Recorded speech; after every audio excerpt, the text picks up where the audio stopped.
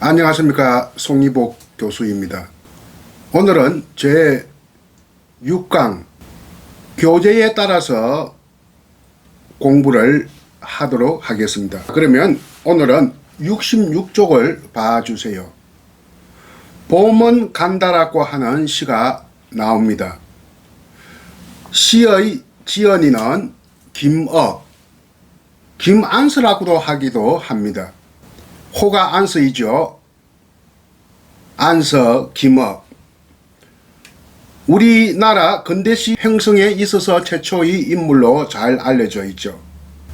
이 안서 김업은 김소월의 스승으로도 잘 알려져 있습니다. 한국정전 때 납북이 되어서 북한으로 갔는데 그 비극적인 생을 마감한 것으로 알려져 있네요. 안서 김목과 더불어 또 한 사람의 우리 근대시 형성의 중요한 인물로 꼽히는 사람은 주요한입니다. 주요한은 최초의 자유시 불놀이를 썼던 사람이고요.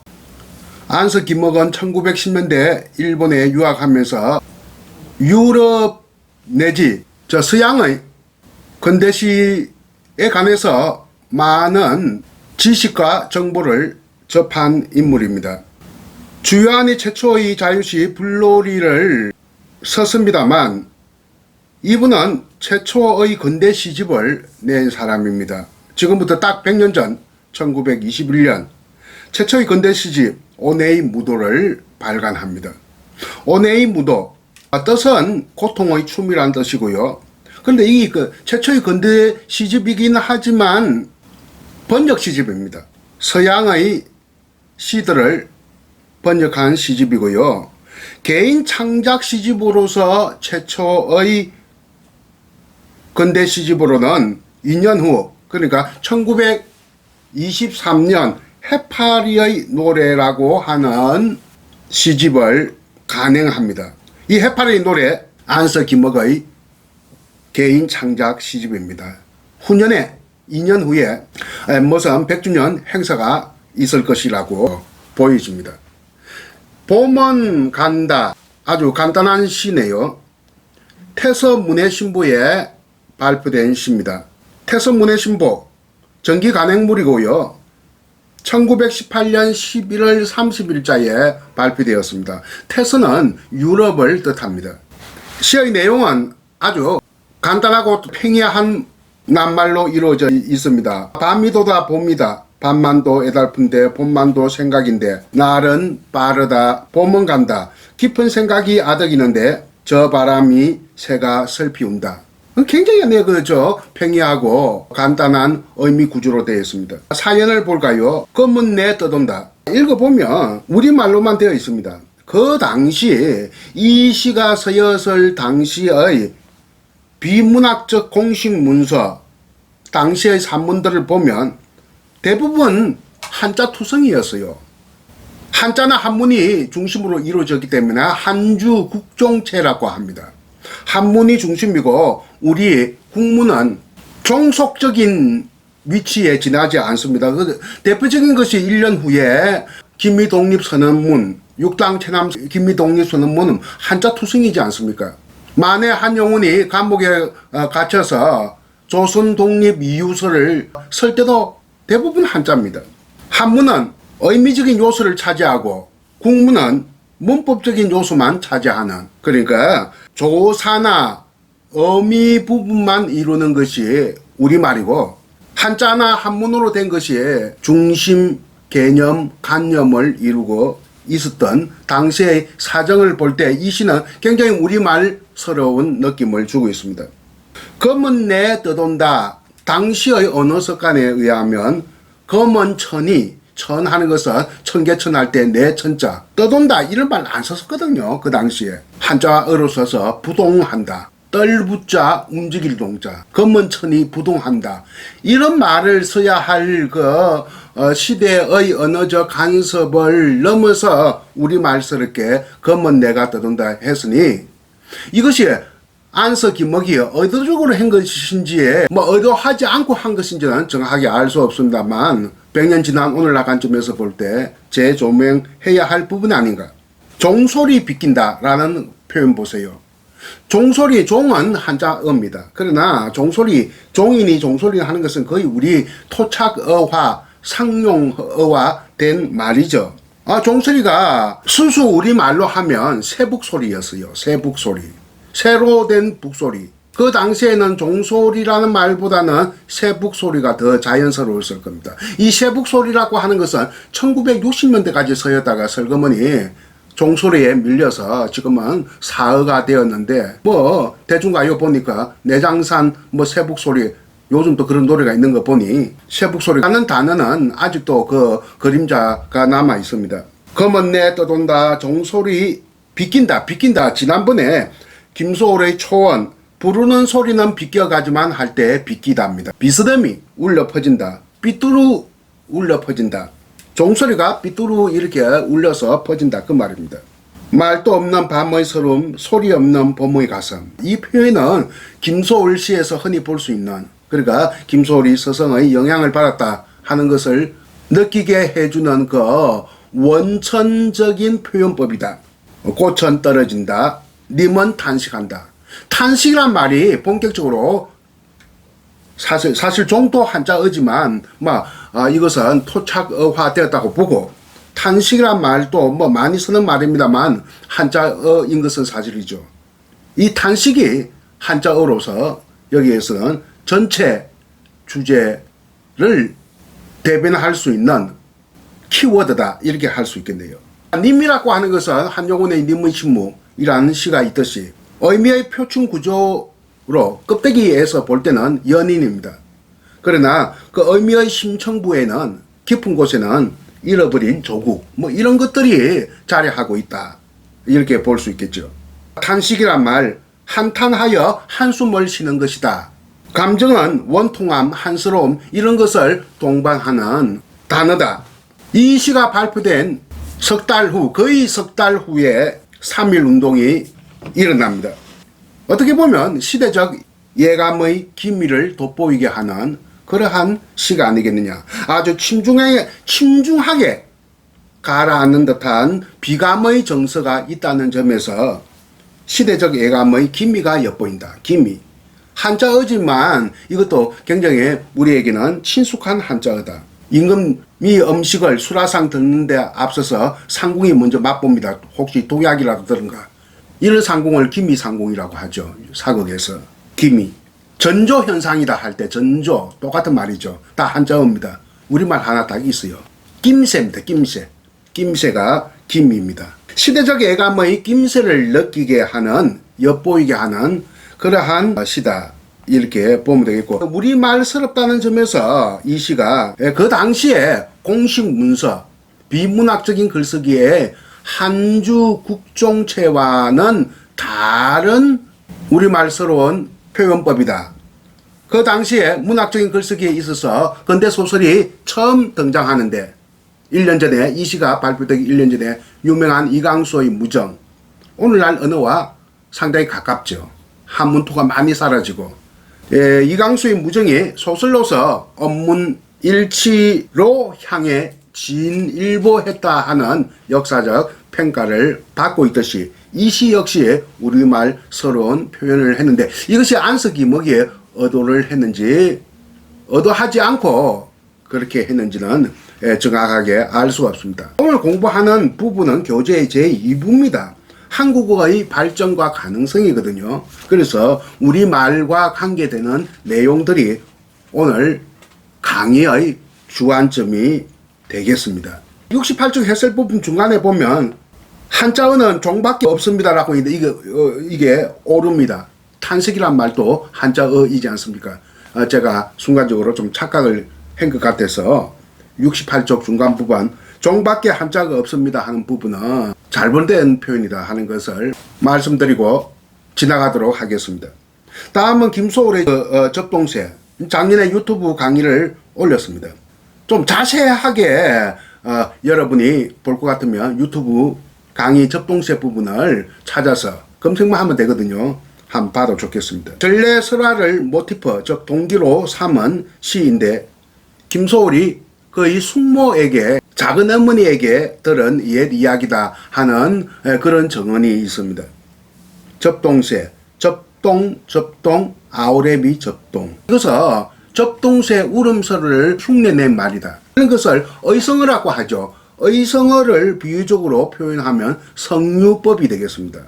성유법. 아우레비는 새 울음소리이지만 원래는 의미를 가진 말입니다. 아우레비가 뭐냐? 아홉 오레비의 준말로 여기십니다.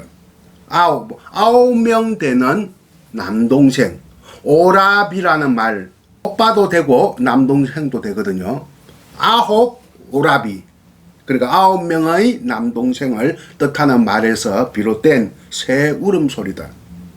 접동, 아우레비, 접동. 이때 아우레비는 아주 빠르게 접동이 한 박자라면 아우레비는 참 그야말로 반박자로 이렇게 읽어야 되겠죠. 진두강 가랑가에 살던 누나는 그 당시에 누나란 말 거의 안 썼거든요. 누이라고 했죠. 누이도 역시 누나도 되고 여동생도 됩니다. 근데 누나라고 한 것은 그 당시에 서울말인데 김소월이 배제 학교를 다녔기 때문에 서울서 유학을 했거든요. 그래서 서울말을 많이 받아들였습니다. 진두강, 자 평안도에 있는 강 이름입니다. 가랑가. 엄마야 누나야 강변 살자 할 때 강변과 똑같은 단어인데 여기에서는 가랑가라고 했고 이것은 자기의 토박이 말입니다. 자기가 어릴 때부터 들어온 말입니다. 가랑가, 순수한 우리말이죠. 엄마야 누나야 강변 살자 할 때 강변은 그 당시에 서울서 주로 쓰는 말이었다. 시골에서는 가랑가라고 썼고 서울에는 강변이라고 했다. 자기 토박이 말로는 하면 오메야 니야 가랑가 살자 해야 되거든요. 그래서 서울 말투로 한 거예요. 니 하는 것은 누이의 평안도 사투리입니다. 아주 축약이 돼버려 준말이 돼버렸습니다. 누이를 이렇게 축약하면 니가 되죠. 오메야 니야 가랑가 살지야 이렇게 해야 자기 평안도 토착어가 되겠는데 엄마야 누나야 강변 살자 했으니까 서울말처럼 썼으니까 오늘날 개념으로 하면 표준어로 시를 썼다.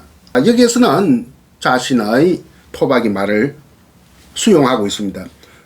진두강 앞마을에 와서 옵니다. 옛날 우리나라 먼 뒤쪽, 옆에 뒤쪽이라는 것은 북쪽입니다. 앞쪽은 남쪽이고 뒤쪽은 북쪽이거든요. 평안도가 서울을 기준으로 하면 북쪽에 있으니까 먼 뒤쪽 평안북도입니다. 진두강 가랑가에 살던 누나는 의붓어미 계모입니다. 시샘 이렇게 쓰죠. 죽었습니다. 누나가 부잣집에 아들 혼담에 오가면서 많은 선물을 받으니까 그 선물, 값비싼 선물을 자기 것을 차지하기 위해서 어떻게 업무를 해가지고 누나를 죽이고 그 선물을 빼앗아 버렸다. 누가? 의붓어미가, 계모가.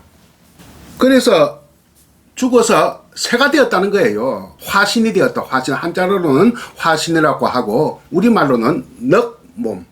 사람의 영혼이 죽어서 새가 되었다는 것은 한국인의 간섭으로 볼 때 자연스러운 이야기거리라고 할 수 있죠. 누나라고 불러보랴 오 불설워. 불서러워하는 것은 불이라고 하는 것은 아주 강세 접두사라고 보면 돼요. 불서러워, 아주 서러워. 아주 그 도덕적으로 문제가 있는 사람을 막 쌍놈이라고 하지 않습니까? 쌍놈 했다가 그것보다 더 안에 강하게 쌍시옷으로 쌍놈하고 그것보다 더 강하게 불쌍놈 이런 말을 쓰거든요. 아주 예의가 없고 남들 해코지 하는 사람을 불쌍놈 이렇게 할 때 불자도 마찬가지입니다. 시세움에, 누구의 시세움에? 어부더미의 시세움에 몸이 죽은 우리 누나는 죽어서 접동새가 되었습니다. 9명이나 남아있던 오랍동생, 남동생을 죽어서도 못 잊어, 차마 못 잊어. 야상경, 아주 깊은 밤 12시경을 말합니다. 남다 자는 밤이 깊으면 이산저산 올라가며 슬피 웁니다. 이렇게 되어 있네요. 굉장히 어떤 비극적인 감정을 고조시키는 그런 시라고 할 수 있겠네요. 자, 요즘 또 가정폭력 신문이나 TV 뉴스에 많이 등장하고 있죠. 정인이 사건 들어봤죠, 여러분? 자, 정인이 사건은 그 양부모가 그 애를 학대해서 죽음에 이르게 했던 거고, 또 구미 그 여아 사건은 외할머니로 알려지는데 친모라고 하네요. 그 DNA 그 조사가 나와가지고 충격을 주고 있는데, 근데 이 여기에서는 우리에게 흔히 애 이야기에서 듣곤 하는 계모 이야기, 어부드엄인데, 지금 요즘은 양부모나 친모 간에 저 애를 학대한다. 가정폭력을, 요즘 또 문제가 되고 있는 가정폭력을 소재로 하는 시라고 할 수 있겠네요. 근데 계모, 어부드엄미가 다 나쁜 사람인 것은 아니에요. 장하 홍문전 때문에 다 나쁜 걸로 생각하고 있는데, 실제는 아주 사이가 좋은 경우도 있고요. 요즘도 그렇습니다. 어떤 그 글을 보니까 계모 간에 저 인생의 길잡이가 되었다고 이렇게 이야기하는 뭐 수필도 그런 것도 있습니다. 그러니까 다 그런 건 아니에요. 우리가 좀 잘못 계모하면 나쁜 여자 이미지, 악여의 이미지로 더 씌우는 경우가 있는데, 그건 좀 잘못된 것이다. 왜냐하면 제가 이야기에 누구한테, 저보다 나이 많은 사람 선배한테 들은 이야기로는 어릴 때 기억나기 이전에 이웃집 청상 가부의 아주머니에게 입양되어 가서 자랐다고 합니다. 자랐다가 몰랐는데 다 크고 나서 생모가 또 이웃 마을에 살고 있다는 거. 그러니까 생모도 모시고 양모도 모시고, 하필이면 두 분이 비슷한 시기에 돌아가시는데 양모가 훨씬 가슴이 아프더래요. 그러니까 다 거짓말이다. 생모가 낳은 정이 기른 정보다 낫다는 말 거짓말이다. 이런 이야기를 한 것을 내 개인적으로 들은 일도 있습니다. 엽동새는 두견새입니다. 뭐 어떤 책에서는 소쪽새라고 하는데, 두견새, 소쪽새는 전혀 달라요. 두견새는 주행성, 소쪽새는 야행성. 구슬픈 울음소리를 내기 때문에 비슷하다는 것 뿐입니다. 두견새 울음소리는 4음보로 웁니다. 4박자로 운다고 보면 됩니다. 하나, 둘, 셋, 넷. 소쪽새는 3박자, 하나, 둘, 셋, 하나, 둘, 셋, 이런 식으로. 여기에서 4박자로 우는 소리를 내고 있죠. 그러니까 맞는 겁니다. 접동, 접동, 아우랩, 접동, 이렇게. 그러니까 AABA 행으로 우는 거예요. 4마디 중에서 셋째 마디만 이질적입니다. 그 섭성이 좀 비슷한 뻐꾸기 울은 소리. 또 세 번째 마디가 다르죠. 이질적이죠. 뻐꾹, 뻐꾹, 뻐꾹, 뻐꾹. 이렇게. 뻐꾹, AAB 행. 일본의 그 두견새, 겹동새 울음소리는 어떻게 안에 흉내내고 있느냐. 나라마다 다르죠. 쿄, 쿄, 쿄, 쿄, 쿄. 이런 식으로 좀 빠르게. 쿄, 쿄, 쿄, 쿄, 쿄. 뭐 이런 식으로 운다고 일본인들은 관념 속에 이렇게 전해지고 있습니다. 세 번째 마디에 변화를 주는 거. AABA형. 접동, 접동, 아우랩, 접동. 뭐 이런 식으로 하는 4음보로 우는 것이 두견새인데, 소쪽새는 3박자로 하나, 둘, 셋, 하나, 둘, 셋 이런 식으로 운다고 합니다. 김윤식 선생이라고 한 유명한 국문학자가 계신데, 오래전에 통제되지 않는 물신적 상태 뭐 운을 한 적이 있어요. 이 시를 두고. 물신적이다 하는 것을 주물숭배적이다, 정근대적이다 이런 말이거든요. 샤머니즘적이다. 사람이 죽어서 영혼이 되어가지고 화신이 된다, 능몸이 된다는 것부터 과학적으로 검증이 안 되니까 이런 거 좀 비판을 했습니다. 물신적 상태 운운 하면서 이 시가 가지고 있는 정근대성 얼라네 좀 비판한 적이 있습니다. 이런 비평의 관점을 근대주의적 비평 관점이라고 할 수 있겠죠. 이 시는, 김소일 접동시는 옛날 설화적 소재를 수용해서 정근대적이요 주물숭배적이죠, 물신적인 상태에 머무는 수준에 지나지 않는다 라고 비판을 했지만 긍정적인 측면도 있습니다. 토착적 정서의 전통을 받아들이고 우리말의 결을 아름답게 꾸미고 민족적 생명의 리듬을 되살리고 있다는 점에서는 이 시가 가지고 있는 토착적 감수성과 심정적 공감대의 장처를 가지고 있다. 그 가치를 우리가 결코 가소평가할 수 없다 하는 생각을 할 수가 있습니다. 다음은 정지용의 유리창을 보겠습니다. 71쪽에 한눈에 볼 수 있도록 시가 적혀 있죠. 유리에 차고 슬픈 것이 어린거린다. 열 없이라고 되어 있는데, 열 없이 하니까 뜨거울 열자는 뭐 열기할 때 열자로 생각을 해서 차갑게 이렇게 생각하는 사람이 있는 것 같은데, 여럽다는 말은 이게 표준어 사전에 있는지 없는지 모르겠어요. 이게 찾아본다고 하는데 이 강의를 앞두고 표준 국어 대사전 그 네이버에 들어가면 찾아볼 수 있어요. 이 표준어로 되어 있는지 안 되는지 모르겠지만 제가 경험하기로는 이거는 방언입니다. 경상도 방언인데, 그러니까 충청도에서도 썼던 모양이에요. 충북 방언이라는 것이 경북하고 접경 지역이기 때문에 경북 북부 방언과 충북 방언은 좀 비슷한 측면이 있습니다. 우리는 열없다 이렇게 하지 않고 열없다 했어요. 열없다. 왜 그렇게 사람이 여러 개 써 있느냐, 겸용적게 써 있느냐, 쑥스럽고 어색한 표정으로 있느냐 이 말입니다. 겸연쩍다, 쑥스럽다, 어색하다 이런 뜻에서 열없다 이런 말을 저는 많이 썼습니다. 경상도 방언으로서. 그러니까 충청도 방언권까지 이렇게 포함되어 있다고 할 수 있겠는데, 개인적으로 볼 때 굉장히 친숙한 낱말입니다. 저는 열없이 붙어서서 어색하게 겸연쩍게 붙어서서 입김을 흐리우니 길들은 양 언 날개를 파다그린다. 요즘 말로 하면 파닥거린다. 이게 무슨 말이냐 하면 이 시의 모티프, 저 동기는 바로 어린 아들의 죽음에 있습니다. 어린 아들이 폐렴으로 죽었다 해요. 시인 정지용의 어린 아들의 죽음으로 인해 생긴 공허한 슬픔의 감정으로 굉장히 절제된 언어로 현대적 감각으로 시각적 이미지를 사용하면서 이렇게 잘 표현하는 참 명시 중의 명시라고 할 수 있겠는데, 유리창 안쪽은 방입니다. 방이니까 무슨 그 당시에도 무슨 화로나 이런 난방장치가 있었겠죠. 그러니까 유리창에 바깥은 굉장히 지금 날씨가 차가운 거 겨울날인가 봐요. 차갑고 하니까 이렇게 하얗게 전기란 말은 우리말로는 성애입니다. 성애가 생기죠. 유리창에 이렇게 얼어붙은 전기가 생기는데, 아들의 죽음을 시각적으로 성애로 이렇게 시각화하고 있습니다. 그 마치 이 성애가 낀 것이 새의 날개처럼 보이거든요. 언날개로 시각화한 것은 놀랄만한 그 기교의 극치다. 슬픔의 감정을 이렇게 성애로 시각화한 것은, 성애를 언날개로 시각한 것은, 그래서 길드는 양 언날개를 파닥거린다. 그래서 이 유리창에 어려 있는 성애를 이렇게 이렇게 무슨 수군으로 이렇게 지워본다. 닦으면서. 그러면 더 바깥이 더 선명하게 보이겠죠.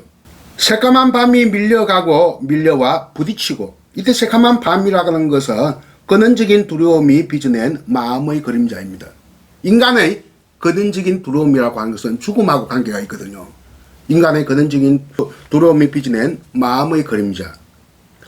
이런 점에서 볼 때 굉장히 이 표현은 새까만 밤은 매우 실존적인 의미를 내포한 표현이라고 할 수 있겠죠.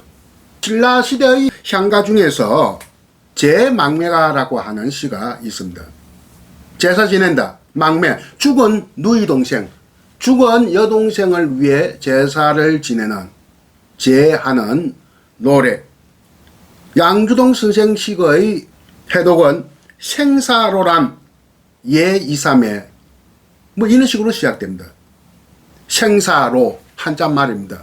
생과 사, 상과 죽음의 길로자. 이때 무슨 길? 갈림길. 상과 죽음의 갈림길은 여기에 있으므로, 여기에 있기에 두렵게 여기고 나는 갑니다 말도 못하고 너는 가버렸구나. 이런 시가 있는데요. 좀 비슷한 느낌을 주는 아주 실존적인 의미. 그러니까 상과 죽음의 갈림길에서 사람들이 머무를 때 가장 근원적인 두려움이 생기게 되는 것이죠. 이 상과 죽음의 갈림길에 이 시에서는 유리창이라는 것이 존재하고 있다. 유리창이라고 하는 이 물성의 이미지는 안과 밖입니다. 이 안과 밖은 내다봄과 들여다봄, 상과 죽음, 밝음과 어둠 사이에 끼어있는 뭐랄까 경계선이라고 할 수 있겠죠. 물먹은 별이 반짝 보석처럼 박힌다. 밤에 홀로 유리를 닦는 것은 외로운 황홀한 심사이기 때문에, 마음의 상태이기 때문에 외롭고 황홀한 이런 것을 보고, 외롭다는 것과 황홀하다는 것은 서로 모순되는 표현이거든요. 이런 것을 모순어법이니 모순형용이니 수사법적으로는 역설법이니 이런 말을 씁니다. 비슷한 시기의 시인들이 이런 모순형용의 표현의 사례를 본다면 김영랑의 모란의 피기까지는 에서 보여준 찬란한 설품의 봄과 유사하고, 이육사의 절정에서 보여준 겨울은 강철로 된 무지개, 이런 표현과 좀 유사합니다. 외롭지만 황홀하다는 것은 굉장히 모순적이요 또 긴장된 느낌을 불러주는 표현이다. 왜 이렇게 외롭고 황홀할까요? 나는 이렇게 생각합니다. 외롭다는 것은 삶과 죽음이 단절되어 있기 때문에 외롭습니다. 그럼에도 불구하고 외롭지만 또 황홀하다는 것. 왜 황홀한가? 삶과 죽음이 단절되지 않고 소통할 수 있기 때문에 황홀하다, 이런 겁니다. 지금 죽은 어린 아들과 대화를 나누거든요. 이 대화라는 것은 말로서 대화하는 것이 아니라 마음으로 대화를 하는 겁니다. 그러니까 삶과 죽음의 세계를 소통시키는 것이죠. 무엇을 넘어서, 그 경계를 넘어서, 유리창을 넘어서. 그렇기 때문에 황홀하다, 이런 표현을 쓰지 않았겠느냐. 삶과 죽음의 경계를 넘어서 죽은 어린 아들과 마음으로, 영혼으로, 영감으로 소통을 하기 때문에 황홀하다, 이렇게 봐지 않았겠느냐 하는 것이 나의 생각입니다. 고운 폐혈관이 찢어진 채로, 왜? 폐로 물어 죽었기 때문이죠. 니는 자, 니가 막 그냥 요즘 말하는 니가 아니라 너희는 막 발음 그냥 니는 하면 돼요.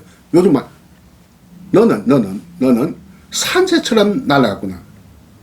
산새, 방금 김소월의 접동새 보여주었듯이, 김소월의 접동새가 죽은 누나의 화신이죠. 저 넉몸입니다. 여기에서는 죽은 아들의 넉몸입니다. 똑같은 어떤 발상을 하고 있다, 이런 것을 우리가 알 수 있겠습니다. 정지용 유리창을 두고는 무슨 정근대적인 물신화 이런 말은 안 쓰죠. 왜? 시 자체가 현대적 감각이거든요. 시각화된 이미지로 이렇게 성화하고 있기 때문에 뭐 정근대적이다, 물신화되었다, 이렇게까지는 비판할 여지는 없어 보이는 겁니다. 다음은 정지용의 향수, 못지않게 유명한 명시인데 상당히 지금 요게 해설 부분이 전문적인 내용이에요. 대학 1학년 교양 과목을 듣는 학생들에게는 수준이 너무 높습니다. 국문과 대학원생들이 공부해도 힘든 수준의 해설 내용입니다. 그래서 관심 있는 사람만 이거 보고 막 슬쩍 지나가는데 한마디 말만 하고 넘어가겠습니다. 노래도 유명하죠. 노래말로도 유명합니다. 성악가와 대중가요 가수가 불러서 함께 이중창에서, 박인수라고는 지금은 연세가 많았습니다만 한참 좀 젊었을 때 한 20-30년 전에 이 노래를 불러가지고 국민적인 인기를 끌었습니다. 가수는 이동원, 조금 시적인 취향의 그러니까 시로서 만들어진 노래를 많이 부른 가수였죠. 여러분들은 잘 모를 겁니다만 내 세대는 좀 압니다. 나이도 뭐 나하고 비슷할 겁니다. 자, 이렇게 고급 예술과 대중 예술이 서로 만나서 화합의 앙상블을 일으키는 것을 우리는 크로스오버라고 합니다. 크로스오버, 교차라고 하죠. 클래식 음악과 대중가요가 이렇게 만나는 것. 서양에서도 크로스오버란 말이 처음 생겼을 때가 그 누굽니까? 바바로프입니까? 존 덴버입니까? 이런 성악가와 유명한 세계적인 성악가와 세계적인 대중가요가 함께 이중창 노래를 불러서 크로스오버란 말이 생기게 되는데, 그거하고 비슷하게 우리나라에서도 박인수와 이동훈이 이 향수라고 하는 노래를 불러서 아주 국민적인 뭐 관심을 한때 끌게 했던 그런 노래였습니다. 자, 크로스오버가 비슷한 것은 크로스오버를 뭐 우리말로 한다면 교차 이런 말이거든요. 이 문화 접변의 양상, 문화가 서로가 이렇게 접해서 변화를 일으키는 것을 문화 접변이라고 해요. 문화 접변의 양상에 있어서 크로스오버가 있다면 또 하나는 스필오버라는 게 있어요. 스필오버는 범람입니다. 범람. 넘쳐나는 것. 경계를 넘어서는 게 아니라 아예 막 넘쳐나 버리는 겁니다. 그 법의 규제나 국경을 요즘은 막 인터넷을 보면 국경을 넘나들지 않습니까? 법의 규제를 안에 넘어서 안에 포르노그래피 안에 뭐 이런 것에 막 동영상을 뜨고 하지 않습니까? 이것을 스필오버라고 합니다. K-팝이니 뭐 한류니 하는 것도 크로스오버가 아니라 이것은 스필오버다. 범람 현상이다. 국경을 넘어 서로의 문화가 개방되는 현상을 스필오버라고 한다. 크로스오버와 스필오버. 문화 접변의 양상에 관해서 또 간단하게 이야기했는데, 노래로 불린 정지용의 향수는 클로스오버다 이렇게 이야기할 수 있겠네요. 자, 이렇게 쭉 넘어가면 이제 뭐가 나옵니까? 김영란의 모란이 피기까지는 이 나옵니다.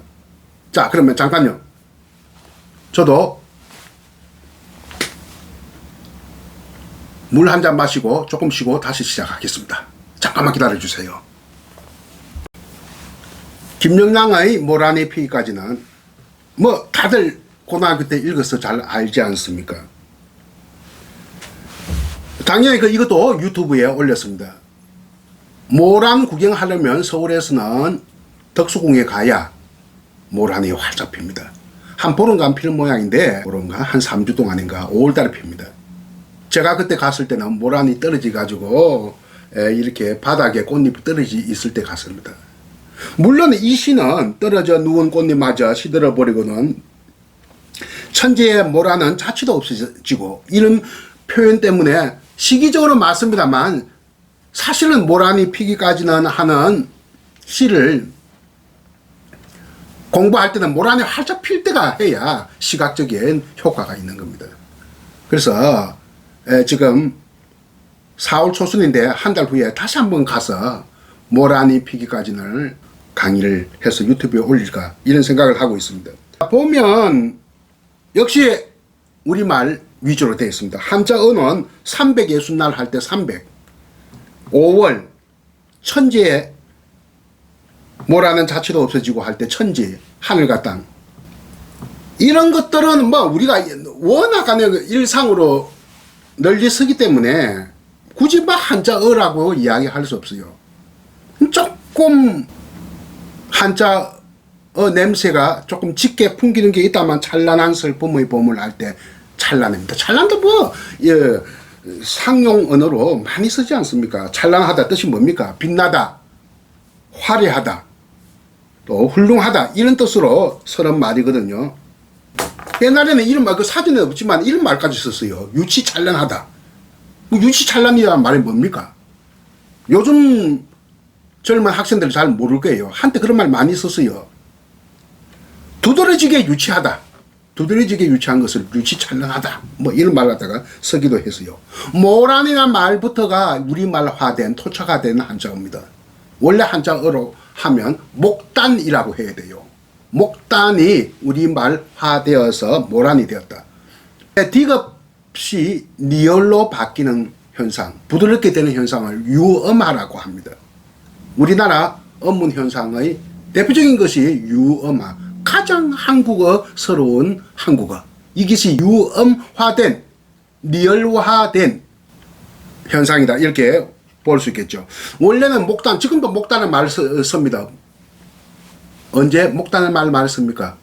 화투치기 할 때 목단이라 합니다. 화투치기 할 때는 모라는 말 절대 안 써요. 목단이라 하지.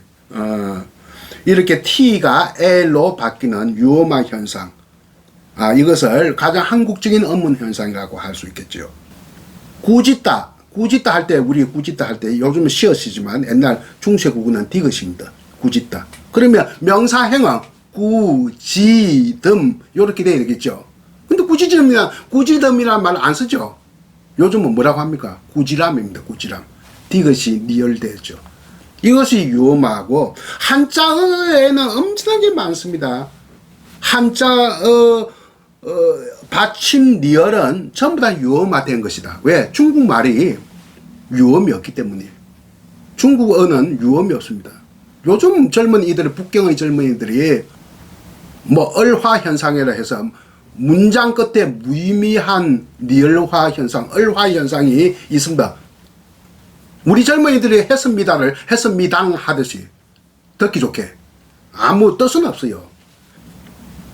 부처를 말하는 말, 그게 원래 붓다예요. 인도 말로. 영어로도 붓다를 쓰고 다들 전 세계적으로 붓다입니다. 일본도 붓다고 중국 사람들도 붓다라고 해요. B-U-D-D-H-A 이렇게 씁니다. 로마자로는. D-D-H 이게 그러니까 T 발음이 나는 거예요. 붓다. 받침 앞에 초금으로 하면서 T 발음을 만드는 거. 붓다. 근데 우리나라만 붓다를 안 쓰고 불타라고 해요. 불타. 뭐 토착어화되어서 이제 부처라고도 하지만 불타. 이렇게 불교, 불타, 미륵불 이런 거 다 유어화된 현상이다. 출발 이거 중국 사람들이 출발이라고 하지 않았겠죠. 니을 받침이 없으니까 저 중국말에. 이거 다 원래는 T나 D 발음인데 우리나라에 오면서 출발이 되는 거예요. 일본어도 마찬가지예요. 일본도 중국 말을 그대로 받아들이니까 슈파츠라고 해요. 슈파츠. 이거 우리는 출발. 이게 유어마입니다. 모란이 피기까지는 나는 아직 나의 봄을 기다리고 있을 테요. 모란이 뚝뚝 떨어져 버린 날. 나는 비로소 봄을 여인. 부모님과 여이다. 아버지와 여이다. 헤어지다. 봄을 여인. 봄과 헤어진. 봄과 이별한 서름의 장길 테요. 5월 어느 날 그 하루 무덥던 날. 떨어져 놓은 꽃이 마저 시들어 버리거든. 천지의 모란은 자취도 없어지고 뻗쳐오르는 내 보람 서운케 무너지느니. 내 보람, 이것이 보람이 주제입니다. 보람이 뜻이 뭡니까? 우리말이죠. 자족, 스스로 만족해야 하는 거. 또 행복해야 하는 거. 자족, 행복, 가치관 이런 뜻이 보람이에요. 참 좋은 말입니다. 우리말. 토박이 우리말. 요즘은 보람은 강아지 이름으로 붙이기에 딱 좋습니다. 그래서 보람아 하면 딱 좋아요. 왜? 생활의 만족감을 주니까. 강아지 이름으로 앞으로 강아지 키울 사람 이름을 보람이라고 하세요. 모란이 지고 말면 그뿐 내 한 해는 다가고 말아 300의 순난 한 해도록 한양 섭섭해 우옵내다. 한양이란 말 뜻이 두 가지입니다. 늘 한결같이 또 하나는 함께. 늘이란 말과 함께란 말 같이 쓰이는 말인데 주로 앞의 경우가 많이 쓰이는데 그렇게 용례는 많지 않습니다. 윤동주의 시에도 한양이란 말이 한번 나오기는 합니다. 300의 순간 한양, 늘 혹은 한결같이 섭섭해 우음내다. 모란이 피기까지는 나는 아직 기다리고 있을 테요. 찬란한 슬픔의 봄을. 한자어이지만 찬란히 역시 상용어다 이렇게 보면 되겠고요. 아까 한양이란 말, 함께란 특히 전라북도 지방에서 함께란 말로 쓰는 것 같은데 한 용례가 있어서 어떤 논문에서 내가 보고 요 밑에 그 주에다가 인용을 했습니다. 한양 갔는 뒤 어디로 간 곳이 없다 그거요. 한참 가는 뒤에서 누가 따라오면서 한양 갑시다 그려. 한양 함께 갑시다고 그러더라고. 이 이야기를 이런 예문을 갖다가 어떤 논문에서 내가 보고 이렇게 밑에 주로 달아 놓았습니다. 모란이 피까지는 여기서 마치도록 하겠습니다. 다음은 김영남. 누이의 마음아 나를 보아라. 오매 단풍들 건네 장광의 골붉은 감입 날아와 오와. 누이는 놀란듯이 치어다보며 오매 단풍들 건네 추석이 내일 모레 기둘리리. 바람이 잦으어서 걱정이리. 누이야 나를 보아라. 오매 단풍 들겠네. 오매 단풍 들겠네. 3번 반복되는데 전라도 말이죠. 실제 그 강진, 전라남도 그 고향이 강진인데요. 김영랑의 강진 사투리로는 오매란 말보다 워매, 원매, 아따매 이런 감탄사를 많이 쓴다고 합니다. 이 오매라고 하는 것은 전국적으로 많이 씁니다. 이거는. 북쪽 지방에도 쓰고 경상도도 쓰거든요. 전국적으로 두루 쓰는 방언, 사투리인데 강진에만 쓰는 말로는 아따매 단풍 들겠네 이렇게 돼야 됩니다. 근데 요 오매라고 한 것은 조금 보편화된 방언이다 이렇게 생각하면 되고, 장광은 장족됩니다. 골불고 이게 제일 문제예요. 골불다. 이때까지 고르불다, 고루고루, 골불다 이게 말도 안 되는 이야기고, 또 골불다, 집불다라고 하는데 더 말이 안 되는 이야기입니다. 왜? 추석 이야기가 나오고 있지 않아요? 추석이 내일 모레인데, 추석이만 우리 그 양력으로 언제입니까? 9월 중순 하순이거든요. 그때 감나무 단풍 안 들어요.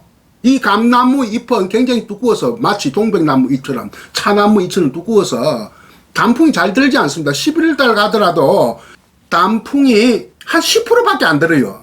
단풍 들지 않고 떨어집니다. 감잎은 12월 정도 되면, 11월 말이나 12월 정도 되면 감만 주렁주렁 그 매달리고 잎은 하나도 없는 아주 보기가 참 진기한 그런 모습을 연출합니다. 그래서 단풍 잘 안 드는 나무가 감나무 잎입니다.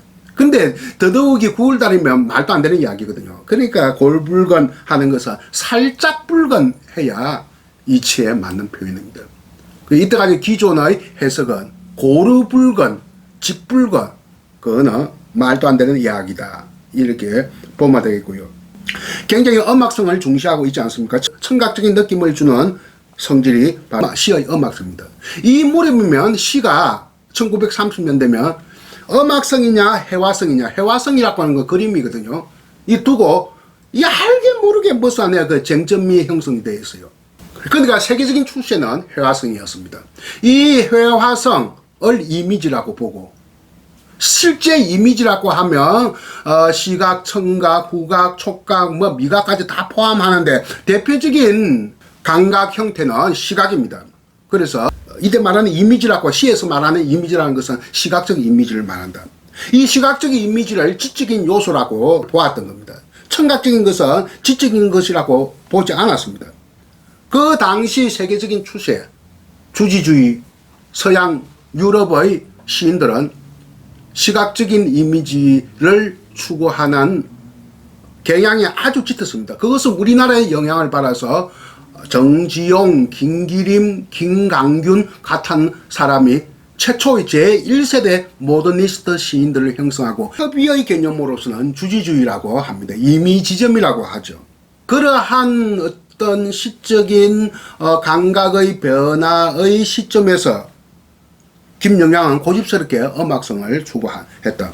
원래 김영랑 부잣집입니다. 만석군 집안의 아들입니다. 전라남도 강진의. 굉장히 부자인데, 그러니까 일본 유학 가는 것은 아주 안에 없지 않는 경제적 여유를 가지고 있어서 자기는 성악을 하려고 했어요. 서양 음악, 성악을 하려고 했는데 아버지가 반대해서 음악은 그 강대들이 하는 게 아니냐 해서 시인이 되었다고 합니다. 그러니까 시인으로서는 음악성을 추구하는 그런 시인이 된 거죠. 그러니까 시들 대부분의 음악성을 가지고 있습니다. 청각적 이미지를 가지고 있고, 대신에 성악가로서는 원래 입신을 하려고 했는데 그거 못 되니까 대신에 판소리 김영창, 판소리 수용자가 된 거예요.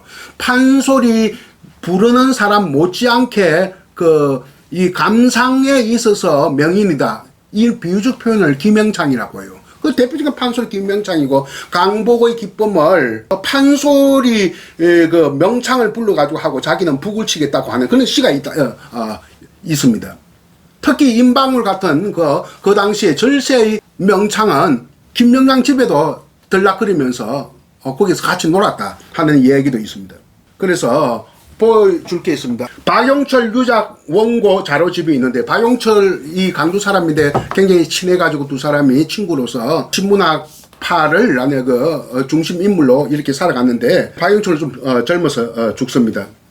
둘 다 부잣집 아들이에요. 그래서 돈이 많으니까 막 잡지를 내고, 그 당시에 책 한 권 내려 하면 뭐, 논을 몇만 쪽이 팔아야 할 정도로 경제적으로 안에 부담이 되는 일이었습니다. 박용철 유족이 남긴 이 원고나 이 편지들을 갖다가 이렇게 영인본으로 찍고 영인을 하고 오늘날 안에 할자로 이렇게 묶은 책이 바로 이 책인데요. 여기에 김영랑이 친구 박용철에게 보낸 두 편의 편지가 있어요. 알려지지 않는 내용이니까 이야기를 하는데요. 자동차를 타고 경상도 여행을 갑니다. 김영랑이. 해인사 가기 위해서. 그 당시에 경전선이 있었는데 없었는지 모르겠습니다만, 경전선이 안에 있었다면 철거 옆에 조그만 안에 자동차 트럭 다니는 길이 있었겠죠. 만약 그때 경전선이 없으면 섬진강에서 배 위에 자동차를 갖다가 이렇게 옮겨가는 일을 했을 거라고 보는데, 진주에 갔다가 합천 해인사 갔다가 다시 진주로 해서 섬진강 건너서 고향 강진으로 갔다 하는 이야기가 1936년 7년경에 있었던 편지가 내용이 있는데, 편지 내용이 좀 길어요. 거기에 가서 진주에서 며칠 머물렀던 모양인데, 진주에 가서 농계사당에서 참배도 하고, 진주 가니까 난강 여기저기 모퉁이에 기생들의 섭창하는 소리가 들리는데, 섭창, 연습 삼아 부르는 소리를 섭창이라고 하는데, 판소리도 진주 근본에서 가르쳤습니다만, 영남식 영재 시조창이 아니겠느냐 하는 것으로 판단되는, 기생들이 섭창하는 이러한 경험은 다른 지방에서는 볼 수 없다 하는 내용의 편지 내용 속에 있고, 정지용을 자주 만나는지 묻고 있고, 정지용 만났으면 나 안부 전하게 하고 있는데, 정지용 시를 최근에 잡지에서 읽어보니까, 폭포라는 시를 보니까 무슨 시든지 혼이 없어. 그 친구는 혼이 없다 하는 것은 시 정신이 부족하다는 이야기인데, 청각적 음악적 시 정신이 부족하다는 이야기입니다. 은근히 나이벌 의식이 있어서 시각이냐 청각이냐를 두고 정지용을 조금 개인 편지에 좀 비난하는 내용이 이 속에 담겨 있어서 아주 재밌는 자료다. 다음 논문 쓸 때 꼭 안에 이것을 인용하라고 합니다. 정지용은 청각적인 거 전혀 없는 거 아닙니다. 시각적인 것이 두려지고, 그런데 김영랑은 시각적인 이미지는 시에서 전혀 없습니다. 그래서 그 당시에 1930년대 우리 시단의 김영랑과 정지용, 청각과 시각을 둘러싸고 시 창작의 쟁점이 있지 않았느냐, 이런 자료를 통해서 분명히 드러나거든요. 이런 자료는 거의 활용되지 않는 자료거든요. 논문이나 비평에서. 누이의 마음아 나를 보아라. 그래서 상당히 안에 좀 청각적인 심상, 이 넘쳐나는 그런 시다, 이렇게 보면 되겠습니다. 그 전라도 방언이 아주 잘 묘미 있게 묘사되고 있네요. 90쪽 보면 백석의 고야. 92쪽 한번 보세요. 이렇게 주위에 빽빽하게 이렇게 줄을 달아놨으니 이 시가 얼마나 전문적인 내용의 시인가. 이런 거는 대학 1학년 학생에 맞지 않는 수준입니다. 넘어갑시다. 마지막으로 전라도 가시네. 이용학. 이용학은 월북 시인이기 때문에 그동안 이름이 없었고, 간단하게 제가 오늘 이 부분을 간단하게 한 5분 정도 할까 합니다. 시만 보겠어요. 읽어가면서. 자, 보세요. 95쪽. 알룩조개는 이건 얼룩무늬 조개일 거라고 봅니다. 저는 그래요. 알룩이나 얼룩이나 모음의 차이밖에 없죠. 알룩조개 입 맞추며 자랐나 눈이 바다처럼 푸르를 분들어 까무스레한 내 얼굴 가시네야. 소녀를 조금 낮춰서 부르는 말인데, 이것도 강력화된 방언입니다. 경상도, 전라도, 북부지방, 일부지방에. 까무스레한 내 얼굴을 하니까 남쪽 사람의 특성을 잘 나타내네요. 태양열이 많으니까 까무스레하죠. 북쪽으로 올라갈수록 태양열이 적으니까 얼굴이 힙니다. 그리고 키 작고 눈 크고 곱슬한 머리카락이 남쪽 지방의 사람의 안에 특성입니다. 그리고 반대로 북쪽으로 올라갈수록 어때요?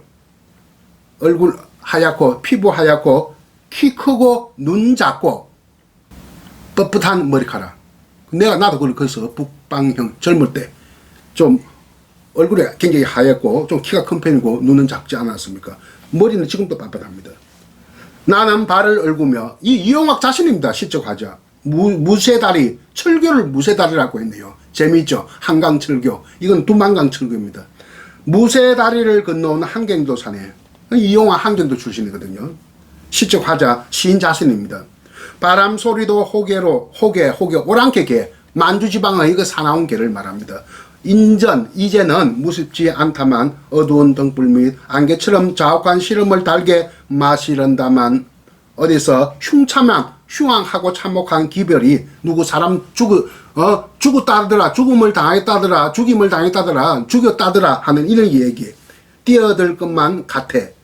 두터운 벽도 이웃도 못 믿지 못할 북간도 술막. 북간도 일제강점기 우리 유민들이 많이 살던 중국. 우리는 한경도 북쪽에 있으니까 북간도인데 중국 사람들은 동쪽에 있다 해서 동간도라고 했어요. 북경에서 보면 동쪽이거든요. 북간도가. 한저 경상남도 정도 크기의 땅인데 원래는 간도 할 때 도자는 섬도자거든요. 그 무인도처럼 생각하라. 그 사람들 출입하지 말아라. 완충지로 보고 한 200~300년 동안 사람들이 살지 못하게 한 땅이 간도입니다. 그러다가 19세기 말 청나라 정부가 누구나 가서 살아도 된다 해서 우리나라 특히 한경도 사람들이, 그 인근에 사는 한경도 사람들이 강을 건너서 이렇게 농사 개간을 해서 살림을 일구었던 것이 간도입니다. 그 대표적인 그 가족이 윤동주 가족들이죠. 술막은 주막입니다. 주막. 북간도 술막. 온갖 방자의 말을 품고왔다. 방자. 그 당시 이미 춘향전이 여러 가지 연애 종목에 포함되어 있었기 때문에 악극단이니 연희단이니 이런 데서 남사람 편이 다 그 안에 춘향전 막강극을 했거든요. 그래서 이게 방자의 말을 품고왔다 하는 것은 전라도 사투리가 아니겠느냐. 방자가 전라도 사투리를 하니까 춘향전에서. 근데 왜 하필 향단이라 하지 않고 월매라 하지 않았느냐. 여잔데. 그러니까 그게 좀 의문스럽단 말입니다. 그래서 이 방자란 말을 이게 전라도 사투리를 대유한 말이겠느냐. 아니면 방자. 중국 사람들이 그때 그 북간도에 있는 이 조선 그 유민들을 꺼우리 펑저, 한자로 하면 고려 방자, 조선인 거지 새끼 이런 뜻으로 아주 비하했어요. 그 방자가 아니겠느냐. 그래서 온갖 방자의 말을 품고 왔다. 온갖 조선 말을 가지고 왔다. 조선 사투리, 이 지방 저 지방 그 중에서 한 지방의 사투리를 가지고 왔다. 방자, 고려 방자, 커우리 방자, 가난한 조선 사람들을 낮추어서 부르는 중국식 표현. 이게 고려 방자의 방자가 아니겠느냐 이런 생각이 들고요. 눈포래를 뚫고 왔다. 눈포래는 참 좋은 말이죠. 눈보라입니다. 눈보라. 가시네야 너희 가슴 그늘진 숲속을 기어간 오솔길을 나는 헤매자. 너희 가슴 숲속을 기어간 오솔길을 나는 헤매는구나. 너 이야기에 지금 취해있다. 헤매이자 하는 것은 헤매이는구나 감탄형입니다. 술을 부어 남실 술을 따르어 가난한 이에게 고이 잠기다오. 내 두만강을 건너왔다는 석 달 전이면 단풍이 물들어 천리 또 천리 산마다 불탔을 겐데. 천리 또 천리 삼천리란 뜻이죠. 아마 이 전라도 가시네는 전라남도 보성 정도, 보성, 여수, 고흥 그 지방 사람일 겁니다. 바닷가니까. 거기에서 이렇게 두만강까지 왔으니까 삼천리 정도 되죠. 부산서 신의주가 삼천리 되니까. 그래도 외로워서 슬퍼서 초마폭으로, 옛날 말이 초마가 치마입니다. 행주치마를 행자초마라고 했어요. 조선시대 때. 초마폭으로, 치마폭으로 얼굴을 가렸더냐 두밤 두낮을 두루미처럼 울어. 두음법이죠. 이렇게 언감을 고려한 표현, 천리 또 천리, 두낮 두밤을 두루미처럼 소리의 리듬감을 살리기 위한 그런 배려다. 불슬기 구름석을 달리는 양 유리창이 흐르느냐. 불슬기는 불술이라는 뜻인데 이 기차입니다. 옛날 전기기관차가 막 스타를 막 집어내면서 그 에너지로 움직이는 열차가 바로 옛날에는 전기기관차를 칙칙폭폭하면서 이것을 불술기라고 했습니다. 찰사 부서지는 파도 소리에 취한들 전라도 가시네의 고향 바다를 말합니다. 취한 듯 하는 것은 향수에 젖은 듯, 향수에 잠긴 듯 이런 뜻입니다. 때로 싸늘한 웃음이 소리 없이 새기는 보죽의 가시네야. 울듯 울지 않는 전라도 가시네야. 두 마리 너의 사토리로 때 아닌 봄을 불러줄게. 때 아닌 봄, 아직 봄이 오지 않았다. 지금 겨울이거든요. 계절적 배경은 겨울입니다. 때 아닌 봄입니다. 때 아닌 봄을 불러줄게. 손때 수집은 손때가 서며 베어 있는 분홍댕기 휘휘 날리며 잠깐 너희 나라로 돌아가거라.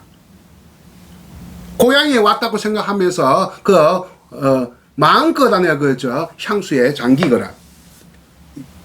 이었고 얼음길이 밝으면 나는 눈보라 희가 맞히는 벌판에 우줄우줄 나설 게다. 사전적 의미로는 몸을 흔들며 뜻이지만 우줄우줄. 문맥상과 호응이 되려면 추워서 움츠리면서 나선다 그런 뜻입니다.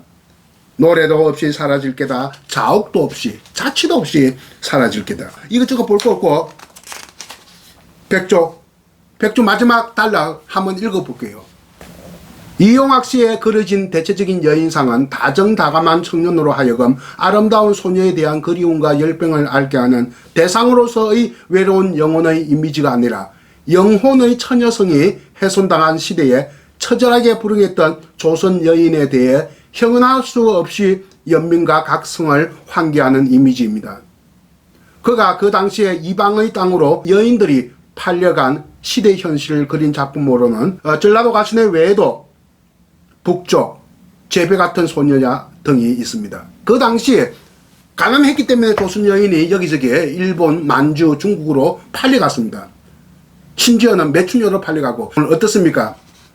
우리말의 발전과 가능성을 보여준 1920년대, 30년대 일제강점기 서정시들 몇 편을 골라서 이렇게 여러분과 이야기를 해보았습니다. 오늘 수업 여기서 마치도록 하겠습니다. 안녕히 계십시오.